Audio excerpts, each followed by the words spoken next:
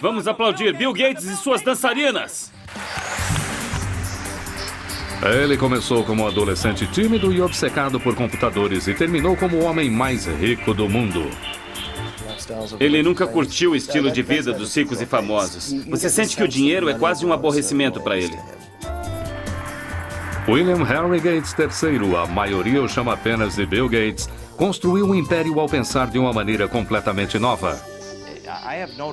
Eu não tenho dúvida de que em 100 anos as pessoas vão falar dele como falam do Rockefeller, do Carnegie e de Ford, como uma pessoa que transformou uma era. Agora, após liderar a revolução digital e enfrentar muitas batalhas de antitrust contra o governo, Bill Gates é um homem diferente do que era alguns anos atrás. Ele é um pai dedicado e um ávido jogador de golfe que por acaso tem uma fortuna de 100 bilhões de reais. Ele poderia se acomodar com a fama, mas este não é o estilo de Bill Gates. O que faz Gates ser tão competitivo é que ele se diverte com isso. Ele vê isso como um jogo emocionante, como aqueles que ele jogava quando era um garoto.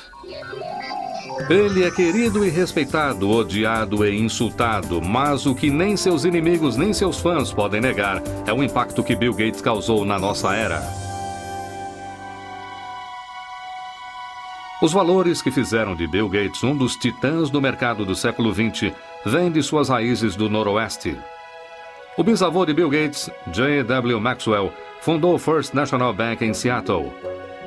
Os Maxwells faziam bom uso de seus privilégios e de sua posição social, mas nunca ostentaram sua riqueza.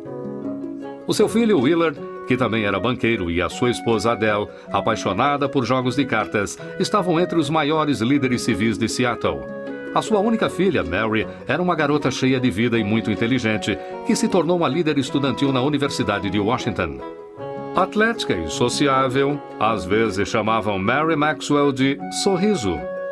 Seu entusiasmo e sua energia afetavam todos à sua volta. Geralmente há um pequeno grupo que está sempre no meio da ação. Mary era uma dessas. Mary não se deixava influenciar. Era direta, charmosa, mas profundamente determinada. Foi na universidade que Mary Maxwell conheceu e se apaixonou por um estudante quieto e estudioso, Bill Gates Jr., que se tornaria um dos advogados de maior sucesso de Seattle. Quando Bill e Mary se casaram em 1951, ela decidiu desistir da sua carreira de professora para cuidar de sua família e dedicar mais tempo à caridade. O primeiro dos 3 filhos de Gates, Christy, nasceu em 1953. Depois dela veio seu irmão, Bill Gates III, nascido em 28 de outubro de 1955. Ele recebeu o apelido de Trinca. Isso aconteceu porque ele se chamava William Gates III. E os jogadores de carta na família pensam em tudo com o número 3 como uma trinca. Então ficou Trinca. A sua mãe tinha uma relação muito próxima com Bill desde o começo. Ela chegou a levá-lo às palestras que fazia como voluntária nas escolas de Seattle. Não demoraria muito até que seu filho precoce lesse enciclopédias de A a Z. Muitas vezes ele ficava horas desaparecido. E quando eu lhe perguntava o que estava fazendo, ele dizia: "Estou pensando, mãe." A família Gates dava valor a competições e o jovem Bill adorava testar a sua capacidade em atividades ao ar livre e jogos de tabuleiro. Entre os seus jogos favoritos estava Risk, cujo objetivo é dominar o mundo. E o ainda popular Banco Imobiliário, onde com um pouco de sorte, qualquer um poderia se tornar um magnata. Ele era muito competitivo com o jogo de cartas com sua irmã. Competiam para ver quem montava quebra-cabeças primeiro, corridas de esqui, velejar, de qualquer coisa. Ele queria se sair bem e ser tão bom quanto os outros competidores. Todos os verões, os Gates iam para sua casa no canal Hood que chamavam de T-Rio. Era aqui que Bill, sua irmã caçula Libby e o resto de sua família recebiam amigos para a preparação de suas próprias Olimpíadas. Se você passasse uma noite ou alguns dias com eles, sairia exausto de tantos jogos e atividades. Era um local muito agitado. Eles eram muito competitivos, não há dúvida quanto a isso, e as crianças faziam parte disso. Não existia tédio. É a primeira exposição mundial nos Estados Unidos em 22 anos. Quando a Exposição Mundial de Seattle foi inaugurada em 1962, a família Gates correu para ver as futuras maravilhas do século XXI, inclusive tecnologia de computadores. Imaginem, se puderem, um cérebro eletrônico. Bill voltou muitas vezes para ver as exposições de alta tecnologia. Já estava claro que ele tinha um talento natural para matemática e ciências, mas ele também estava se tornando solitário, mostrando sinais de uma rebelião pré-adolescente que o colocavam em divergência com a sua mãe. Mary e eu crescemos em famílias severas. Nossos pais eram controladores e nós pensávamos assim.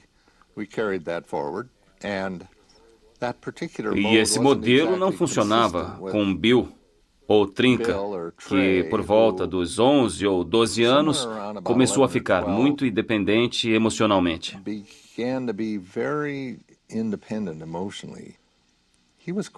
Ele queria decidir sozinho o que iria e não iria fazer. E isso foi muito difícil para nós, especialmente para Mary. Ele estava um pouco perdido. Ele estava inquieto na escola, não sabia exatamente como queria passar o seu tempo. É claro que era muito inteligente, um garoto brilhante, mas estava sem rumo. E ele fez aconselhamento naquela época e também mudou de escola. Apesar de acreditarem na educação pública, os pais de Bill acharam que ele encontraria mais rumo e disciplina em Lakeside, a melhor escola particular de Seattle. E ele começou a desabrochar em Lakeside. Ele era excelente em matemática, era ótimo em todas as matérias e era um incrível aluno de teatro. Ele se interessava pela leitura de todos os tipos de livros e coisas assim. E ele não era apenas voltado à matemática e à ciência. Ele tinha interesses bem vastos. Quando Bill começou o ensino médio em 1969, o programa espacial americano estava no seu auge. Apollo 11 havia levado o homem à Lua em julho. A águia pousou. Mas os computadores que tornaram isso possível ainda eram gigantes eletrônicos que custavam bilhões de dólares e exigiam um exército de pessoas para manuseá-los.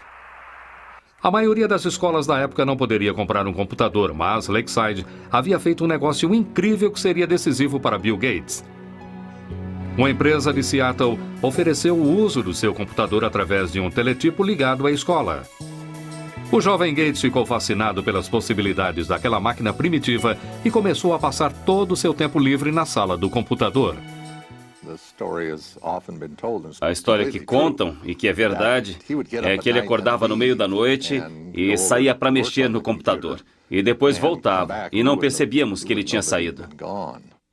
Bill Gates dividia essa obsessão com seu amigo de escola Paul Allen, que não poderia ser mais diferente de Gates.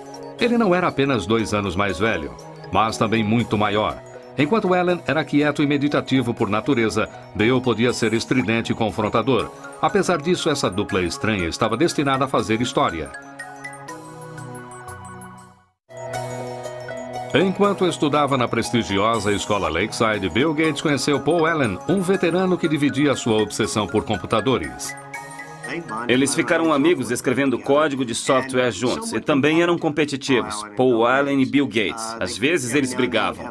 Em uma ocasião, Paul Allen expulsou o Bill Gates, que era um pouco mais novo, do grupo que tinham para escrita de código de software. Mas depois percebeu que não conseguiria fazer sem ele e Gates disse: "Estou feliz por ter voltado, mas agora estou no comando." Em 1970, quando Bill tinha apenas 15 anos, ele e Paul Allen entraram no mercado juntos. Os dois garotos lucraram R$40 mil com o Traffic Data, um programa de computador que criaram para medir o volume de tráfego da cidade de Seattle. Apesar de Bill ter a vantagem do dinheiro de sua família, ele estava determinado desde o começo a fazer a sua própria fortuna. O pai de um dos amigos do Bill dizia que ele tinha um bom olfato para dinheiro. Mesmo quando era criança, ele sabia o valor de um contrato. Ele tinha até um contrato para usar a luva de beisebol de sua irmã mais velha, que estava assinado como um documento legal. No verão de 1972, aos 17 anos, Bill foi para Washington, D.C. para trabalhar como um mensageiro do Senado. Esse contato com políticos e governadores lhe seria útil no futuro. Quando voltou para casa, naquele outono, ele tirou licença da escola quando ele e Paul Allen conseguiram seu primeiro trabalho para uma empresa de computadores. Eles começaram a falar em abrir a sua própria empresa, mas os Gates insistiam que seu filho terminasse o ensino médio e fizesse uma faculdade. A mãe dele se preocupava por ele não ser muito atirado socialmente. Bom, talvez ele fosse, mas ele tinha outras coisas em mente. E ele não era rude, não era grosseiro. Ele só seguia um caminho diferente. Mas sua genialidade tinha outros planos. Bill se formou em Lakeside em 1973 e seus pais receberam com orgulho a sua aceitação na Universidade de Harvard. Assim, ele deixou Seattle e foi para o leste para Cambridge, em Massachusetts. Como calouro em Harvard, ele chegou a pensar em se preparar para uma carreira no direito, mas nenhum curso inspirava tanto a sua imaginação quanto seu trabalho com computadores. Bill era uma pessoa muito determinada a fazer aquilo que lhe interessava fazer. Aquilo que não lhe interessava muito, que normalmente incluía suas matérias acadêmicas, ele tendia a levar adiante e passar apenas com talento. Eu lembro que havia um curso de introdução à literatura grega e, se me lembro bem, ele não havia feito nenhum trabalho dessa matéria o ano inteiro.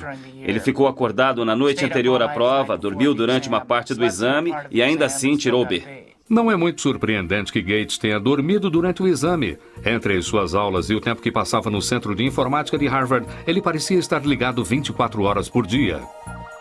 Ele sempre foi muito focado no que estava fazendo. Entrava no quarto, não se trocava e simplesmente deitava na cama, que, é claro, nunca estava arrumada, porque ele não tinha tempo para isso. Ele dormia com a porta aberta, todo vestido, deitava e dormia. E quando estava descansado, já estava de volta à ativa para o próximo passo. Bill descansou o suficiente para fazer grandes amizades em Harvard, mas a vida social não era sua prioridade. Ele namorava muito pouco, com níveis de sucesso variáveis. Entrevistei várias mulheres que haviam saído com o Bill e uma delas me disse que a primeira pergunta que ele fez foi: quantos pontos você fez no SAT? Não era exatamente o que uma jovem queria ouvir, mas era para ele, que havia feito 800 pontos só em matemática. E isso era um motivo de orgulho. E ele queria ter certeza de que quem estivesse saindo com ele também tivesse uma boa pontuação. Bill Gates realmente brilhava na matemática, mas, na verdade, quando ele descobriu que não era o melhor aluno de matemática de Harvard, ele desistiu de se tornar um matemático. Enquanto ele mantinha as suas opções acadêmicas em aberto, ele adquiria novas habilidades fora da sala de aula. Ele passava boa parte do tempo jogando pinball, videogame e principalmente pôquer, que era algo que todos faziam muito na faculdade. Mas foi Paul Allen, um antigo colega de escola e sócio de Bill, que lhe deu o seu grande golpe de sorte. Allen havia se mudado de Seattle para Boston para trabalhar. Em dezembro de 1974, ele pegou uma revista para ler na praça de Harvard. A capa da Popular Electronics anunciava a chegada do primeiro microcomputador do mundo, o Altair 8800. Ele correu para mostrar a notícia a Bill. Gates e Allen souberam naquele dia que o computador pessoal chegou para ficar. Eles viram que aquilo teria muito poder e uma dinâmica incrível para a sociedade e reconheceram o momento. O Altair foi criado por uma pequena empresa em Albuquerque, no Novo México, não muito longe do antigo campo de teste atômico de Alamogordo. Ed Roberts, que comandava a empresa, procurava por alguém que criasse um software que rodasse no seu pequeno e exclusivo computador. Gates e Allen o convenceram de que poderiam fazer isso e trabalharam dia e noite no Centro de Informática de Harvard por 2 meses. Em fevereiro de 1975, Paul Allen foi a Albuquerque para testar o programa que ele e Gates haviam terminado. Quando carregou o Altair, com o que Bill Gates chamou de o código mais animal que eu já escrevi, ele funcionou. A importância daquele momento iria mudar Bill Gates e a indústria de softwares para sempre. No verão de 1975, Bill Gates, agora com 19 anos, e seu sócio Paul Allen fundaram a Microsoft. O trabalho com Altair, da empresa de computadores de Ed Roberts, se tornou tão exaustivo que Bill abandonou Harvard logo antes do último ano e se mudou para Albuquerque. A mãe de Bill ficou decepcionada com a escolha do filho. Dissemos a ele que havíamos guardado algum dinheiro para sua faculdade e que se ele não terminasse em alguns anos, usaríamos o dinheiro para outras coisas. Naquele momento, ele nos assegurou que ficaria bem, que pagaria ele mesmo a faculdade, caso quisesse voltar. Bill tinha certeza de ter feito a escolha certa, mas ganhar a vida com softwares não seria fácil. O cenário do computador pessoal daquela época era de usuários que queriam dividir novas informações e softwares sem ter que pagar por isso. Foi um assunto que colocou Bill em discussão com seus colegas. Era um bando de adolescentes e estudantes que faziam algo fora do comum. E Bill não era muito popular, porque ele dizia: "Ei, pessoal, não roubem essas coisas. Nós criamos isso, é nosso." Ele era um homem de negócios no meio de um monte de nerds e hackers. Na verdade, Bill Gates chegou a escrever uma carta aos apaixonados por computadores criticando por terem feito cópias do programa da Microsoft. Ele disse: "Como a maioria dos que usam computadores deve saber, muitos de vocês roubam softwares. O hardware deve ser pago, mas o software deve ser dividido. Quem liga se as pessoas que trabalharam nisso serão pagas? Isso é justo? Mas aqueles que nos foram delatados perderão no final." Ele era visto como uma espécie de traidor e foi uma mudança, uma ética diferente da que prevalecia na época. Mas eu não sei se a indústria de softwares teria se desenvolvido como fez se alguém não tivesse se prontificado a dizer o que precisava ser dito. Bill também estava em guerra com Ed Roberts, que o considerava mimado e insolente. Os dois discordavam praticamente sobre tudo e Roberts era um adversário formidável.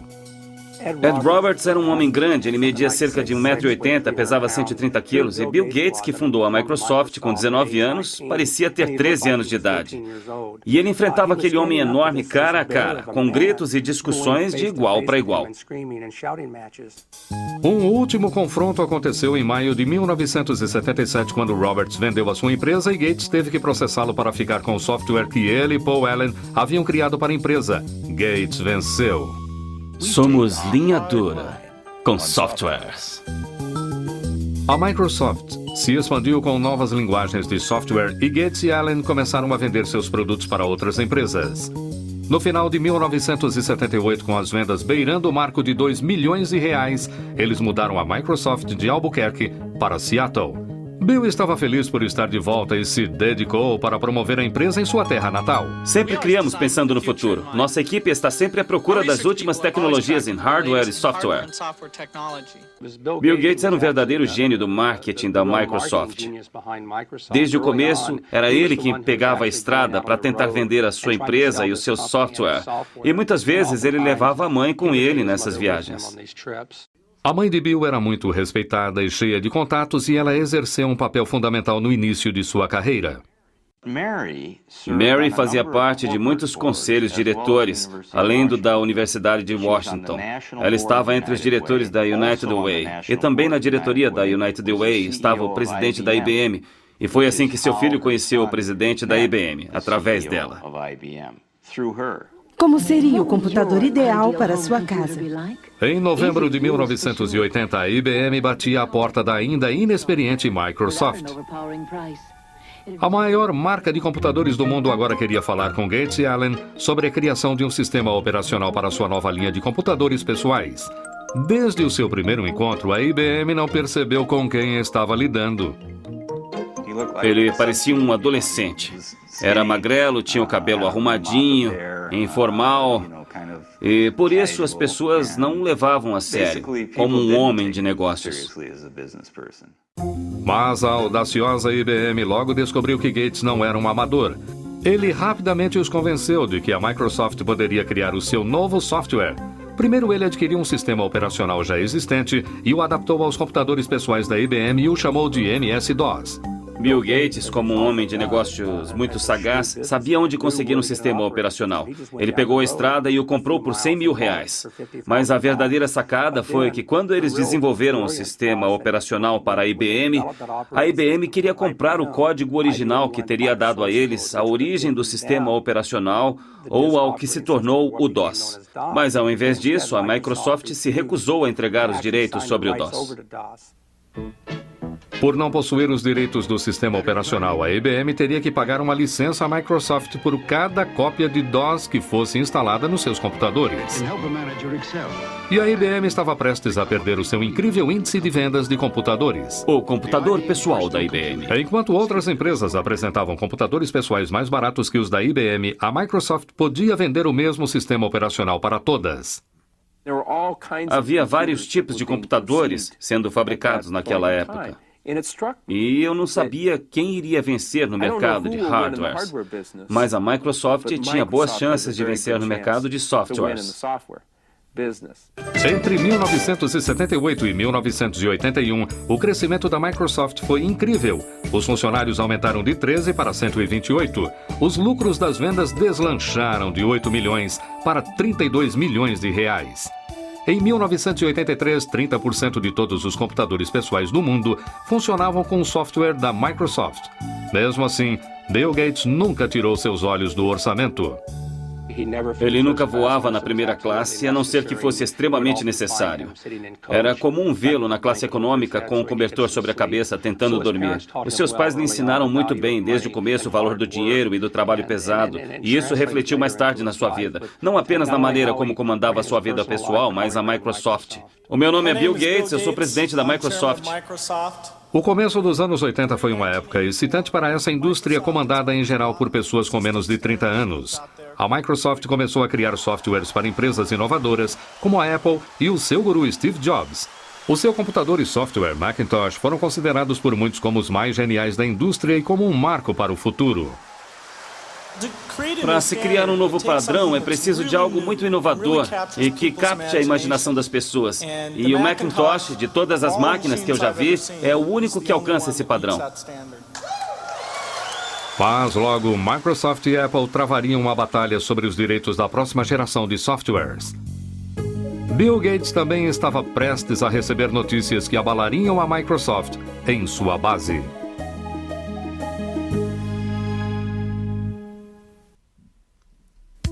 Em 1983, o futuro não podia parecer mais promissor para Bill Gates, agora com 28 anos, e para a Microsoft.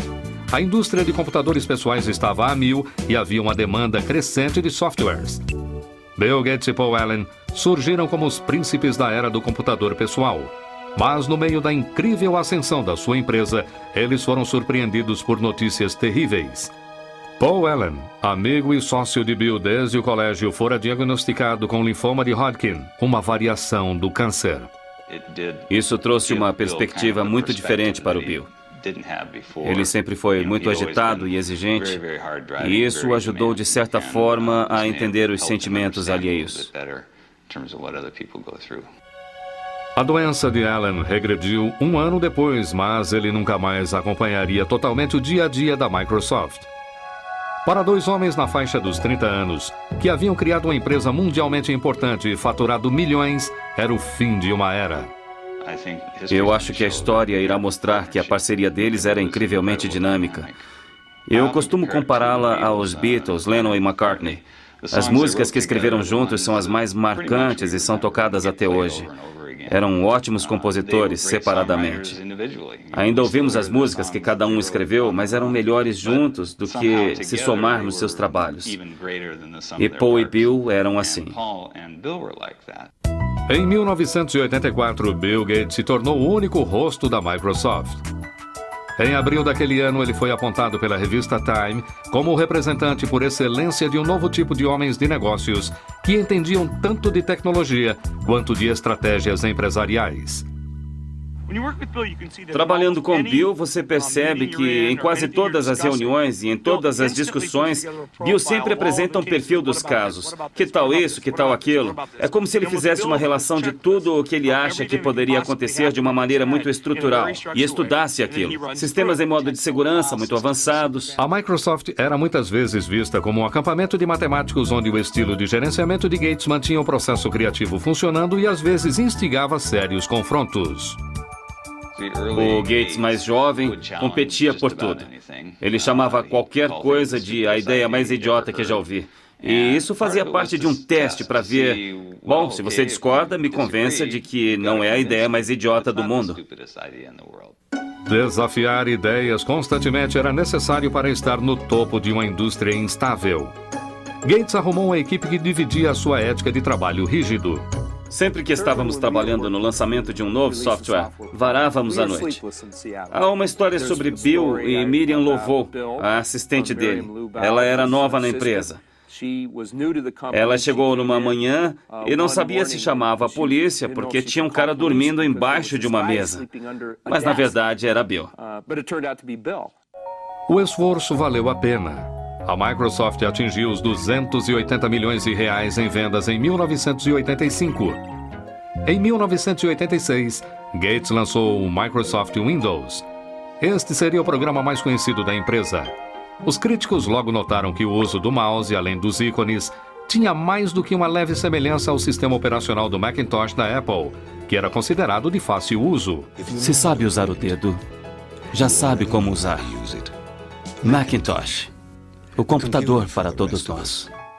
A Apple dera a Gates acesso completo à sua tecnologia enquanto ele trabalhava no novo software da Macintosh. Gates havia avisado a Apple anteriormente para licenciar o seu software, mas a Apple estava mais interessada em vender computadores do que softwares, e a sugestão foi ignorada. Mais uma vez, Gates avistou uma possibilidade e a agarrou. Neste setor, nós competimos e colaboramos ao mesmo tempo. Bill conversou comigo uma vez. Ele disse, sabe que sou um competidor, então mesmo sendo seu amigo, não me dê nenhuma informação que não queira que use contra você, porque sou seu concorrente. E se você me disser algo que eu possa usar nessa competição, eu farei isso. A Apple decidiu que Gates não ficaria com parte do seu lucro e ameaçou processá-lo pelo Windows. Gates, em contrapartida, diz que ficaria com o software da Microsoft que a Apple precisava para instalar em seus computadores. No final, a Microsoft venceu a Apple no tribunal. Por fim, a Microsoft venceu ao mostrar que, apesar das similaridades operacionais dos dois computadores, cada função individual do Windows era extremamente diferente das funções individuais do Macintosh. Apesar de a primeira versão do Windows estar longe da perfeição, trouxe uma nova base financeira e criativa à Microsoft. Em 1986, Bill Gates abriu as ações da empresa. Ele possuía 45% das ações, o que fez dele um bilionário aos 31 anos. Ainda assim, Gates nunca se sentiu seguro sobre a posição de sua empresa. Ele não queria falhar. E quando você tem essa preocupação, quando você está sempre de olho no seu retrovisor para ver quem está tentando sabotar a Microsoft, num certo dia isso o consumiu. E isso, sem dúvida, fez dele o ser humano mais competitivo da indústria de computadores pessoais. E ele é guiado por uma energia incandescente. Gates também ganhava a reputação de ser cruel e algumas forças poderosas começaram a se colocar contra ele. Agora que os PCs haviam decolado, a IBM havia decidido modificar o seu sistema operacional para substituir o DOS, que era licenciado à Microsoft. Ele foi chamado de OS/2. Estávamos preocupados em saber se aguentaríamos o baque, por assim dizer, ainda mais por ser uma verdadeira pancada. A IBM era uma empresa muito poderosa, com muitas equipes de software, com muito dinheiro e com muito potencial para tirar a Microsoft do mercado operacional. Ironicamente, a Microsoft teve o seu papel no desenvolvimento do OS/2, mas Bill Gates não pensava em desistir do seu próprio software. Ele decidiu arriscar a fortuna da sua empresa e a sua própria reputação com o software Windows, para que a sua equipe continuasse a trabalhar, mesmo que isso significasse perder a IBM, o seu maior cliente. Em 22 de maio de 1990, a Microsoft lançou o Windows 3.0. Essa versão nova e aperfeiçoada logo se tornou campeã de vendas. No final das contas, o OS/2 não conquistou o mercado, deixando para a Microsoft o monopólio dos sistemas operacionais de PCs. Agora, a Comissão de Comércio Federal começava a receber reclamações de que Gates estava usando seu domínio sobre os sistemas operacionais para acabar com a concorrência, diminuindo o preço dos produtos da Microsoft. Parecia que o presidente conciliatório da Microsoft estava ganhando uma imagem de predador. Bill Gates não é um homem bruto. Ele só precisa vencer. Podia até ser uma vitória feia. Não importa. É sempre uma vitória. Os preços predatórios não eram a única acusação atribuída à Microsoft. Em 1993, o Departamento de Justiça deu início a uma nova investigação. Gates teria de enfrentar um de seus maiores oponentes, o governo dos Estados Unidos. Em 1993, Bill Gates e a Microsoft estavam mais uma vez sob investigação pelo Departamento de Justiça americano. Eles avaliavam queixas de que a Microsoft estaria cobrando as licenças das marcas de computadores com base no número de computadores vendidos, incluindo aqueles que não utilizavam o software Windows. Eles fizeram com que os fabricantes de computadores pagassem pelo software da Microsoft, mesmo que não fossem instalados em seus computadores. E, como consequência disso, impediram a entrada de concorrentes no mercado. O Departamento de Justiça acusa a Microsoft, a maior empresa de softwares do mundo, de utilizar práticas ilegais de marketing de quebras de contratos. Em julho de 1994, a Microsoft concordou em cancelar as cobranças em questão e o Departamento de Justiça arquivou o caso. Gates nunca iria admitir que a Microsoft houvesse monopolizado o mercado, alegando que apenas fornecia softwares melhores por preços mais baixos. Não somos como crocodilos, não saímos por aí comendo coisas. Nós inventamos essas lindas caixinhas, esses belos pacotes de software que você instala no seu computador e ou você se diverte usando e isso te ajuda a fazer as coisas ou não. Mas não era tão simples assim para os investidores. As sondagens do governo e as brigas com a IBM e com a Apple fizeram com que o valor das ações da Microsoft caísse. Agora, havia mais pressão do que nunca para o lançamento da próxima versão do Windows. Gates encontrou maneiras criativas de aliviar a tensão. Ele apareceu nos comerciais da sua empresa com a maior arma da Microsoft, Steve Ballmer. Muitas vezes ele fazia entradas dramáticas para promover a sua empresa em convenções de software. Uma vez chegou vestido de Sr. Spock, de Jornada nas Estrelas. Gates também fundou o Microgames. Essa gincana para funcionários da Microsoft é uma reminiscência dos seus jogos de criança no canal Hood. Era como um acampamento de verão para adultos. Todos iam para a casa dele. Ele passava meses pensando quais seriam os jogos. Era como um mestre de cerimônias. Ele montava as nossas equipes com muita atenção à dinâmica das equipes e como poderíamos interagir.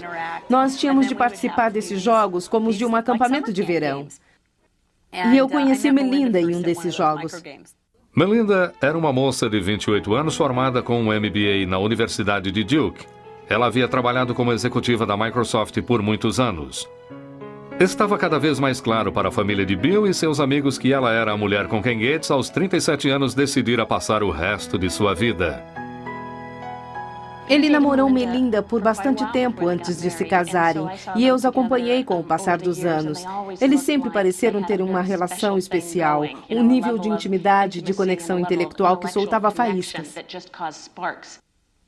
Ela é realmente uma pessoa maravilhosa, é perfeita para ele. É muito inteligente, organizada, ela o apoia e se interessa por sua família e por uma boa convivência familiar. Bill e Melinda se casaram em 1º de janeiro de 1994 no Havaí. Uma noite antes da cerimônia, Bill havia preparado uma serenata especial para Melinda. Ele fez Willie Nelson cantar na noite anterior ao seu casamento e foi uma grande surpresa. Bill se levantou e disse: "Eu amo Melinda e gostaria de cantar umas músicas para ela nesta noite, mas como eu não canto muito bem, pedi a um amigo que viesse cantar para nós." Em Melinda, Bill encontrou uma parceira que lhe dava o tipo de felicidade pela qual ele sempre procurou e alguém que entendia as demandas do seu trabalho. Mas apenas meses após o seu casamento, a alegria que Bill dividira com sua família se transformaria em desgraça. A sua mãe Mary, que havia sido a sua maior aliada, fora diagnosticada com câncer de mama. Ela morreu na manhã do dia 10 de junho de 1994. Bill correu para casa para ficar ao lado de sua mãe. Quando ele chegou em casa naquela noite, ele havia sido parado pela polícia no caminho, porque estava correndo. E é claro, o policial o reconheceu. Não era a primeira vez que era parado por correr, aliás. E o guarda olhou para ele e perguntou o que estava acontecendo, porque ele disse: "Eu estava sentado e as lágrimas corriam pelo meu rosto." E o policial disse: "E então?" E ele disse para o policial: "Eu sinto muito, a minha mãe acabou de morrer." E o policial disse: "Vá em frente, mas por favor, vá mais devagar." Então ele foi profundamente afetado pela morte da mãe, como todos nós, é claro.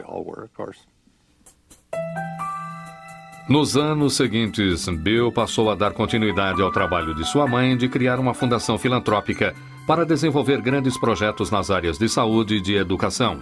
Mas nem mesmo toda a sua riqueza e poder o protegeriam da crise que ele e a Microsoft teriam pela frente. Em 1995, Bill Gates, agora com 39 anos, estava estabelecido em uma nova vida de homem casado. Com a sua esposa Melinda, ele tirou férias para explorar o mundo da África até a China. Parecia agora que Bill Gates realmente tinha tudo. Este é um homem tão bem sucedido que o seu chofer é Ross Perot, senhoras e senhores. Vamos aplaudir Bill Gates e suas dançarinas. 1995 também foi um ano de merchandising para a Microsoft. O Windows 95 foi apresentado ao som de trombetas. O apresentador do Tonight Show, Jay Leno, fez uma propaganda rasgada do novo software. O Windows 95 é tão simples que até um apresentador pode entender. Claramente, Gates ainda era o melhor vendedor da Microsoft, mas daqui para frente não seriam apenas negócios para o chefe. Em 26 de abril de 1996, Bill e Melinda deram boas-vindas à sua primeira criança, uma menina chamada Jennifer. Ele ama aquela garotinha. É algo lindo de se ver. É muito gratificante para um pai ver seu filho ter o mesmo sentimento pelos filhos dele, assim como eu sentia por ele e suas irmãs. Então, é muito gratificante. Um ano após o nascimento de sua filha, Bill mudou-se com sua família para uma casa dos sonhos de 108 milhões de reais. Além dos quartos, havia uma biblioteca que abrigava um caderno de Leonardo da Vinci, pelo qual Gates pagou mais de 60 milhões de reais. Apesar de a casa servir para muitas funções empresariais, para a família Gates era apenas o seu lar. É uma casa muito familiar e aconchegante. Eu me lembro da primeira vez em que fui até lá, depois de completamente terminada, andando pela casa e vendo motocas de brinquedo por toda parte e coisas assim. Não é uma casa antisséptica onde você tem medo de tocar qualquer coisa ou de se sentar. Enquanto a vida pessoal de Bill Gates se completava, a sua vida profissional ia se tornando frustrante. Em 1997, ele descobriu que estava muito atrasado no estrondoso mercado da internet. Uma empresa chamada Netscape estava dominando as vendas dos navegadores da internet, os softwares necessários para ter acesso aos sites. Gates, para diminuir essa diferença, decidiu incluir o Explorer, o seu navegador, em todas as cópias do Microsoft Windows. Muitos viram isso como uma jogada suja para eliminar o seu maior rival. Se a Microsoft optou por causar prejuízo à Netscape ou qualquer outro concorrente, então o consumidor não pode fazer uma escolha justa. E quando o consumidor não faz uma escolha justa, o mercado não funciona efetivamente. Em 1998, Gates foi chamado ao Senado, onde já havia trabalhado como mensageiro e sido acusado de gerenciar um monopólio ilegal. Eu espero que o meu testemunho ajude esta corte a solucionar este caso. Isso seria melhor para os consumidores e para a indústria. E é por isso que eu estou aqui. Obrigado. O Departamento de Justiça do presidente Bill Clinton, além de outros 19 estados, processaram a Microsoft por antitrust. Foi o maior processo dessa categoria que já existiu na história da indústria de computadores. A Microsoft tem o poder hoje de exercer um controle predatório e exclusivo sobre os meios que utilizamos para acessar a internet.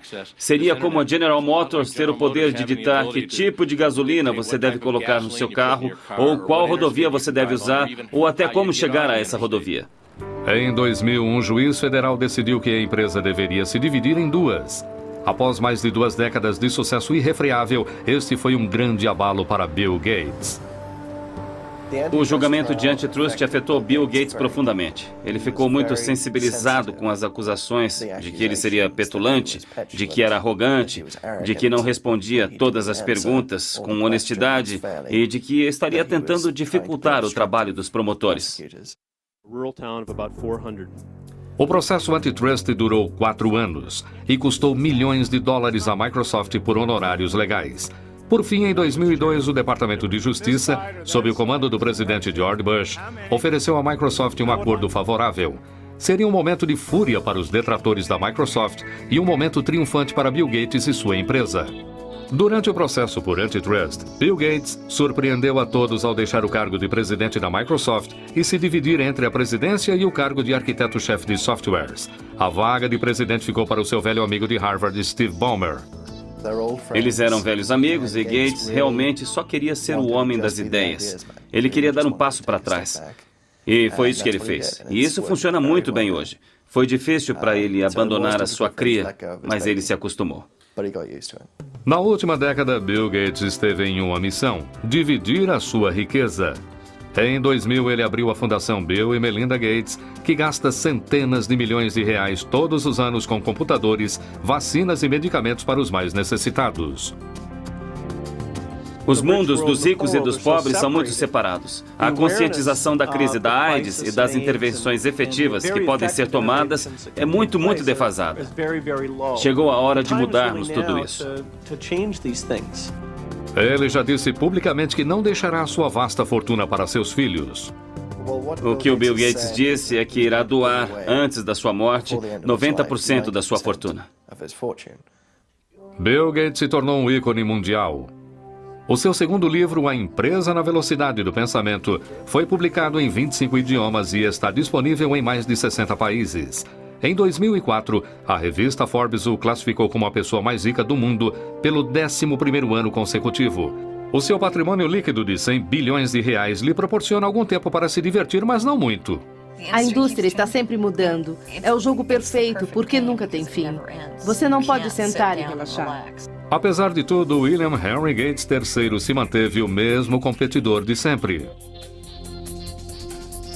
Pensando no futuro, esse visionário investe muito de sua energia em expandir a Microsoft para territórios globais, como o Oriente Médio e a China. Enquanto isso, Gates e a Microsoft estão focados em aperfeiçoar o seu software para combater vírus e spams. Dizem que o próprio Gates recebe 4 milhões de e-mails de spams todos os dias. Independente de como será lembrado, um barão da indústria, um filantropo ou simplesmente como o cara que tirou as maiores vantagens, ninguém pode negar que ele mudou a maneira como o mundo opera e se diverte. Quando os biógrafos e historiadores se voltarem à história do século XX, Bill Gates irá aparecer como o melhor homem de negócios do nosso século e a Microsoft como uma das melhores empresas do século XX. É impressionante o que essa empresa foi capaz de fazer em tão pouco tempo. Esta é uma das maiores histórias de sucesso do século XX. Distribuição Logon Editora.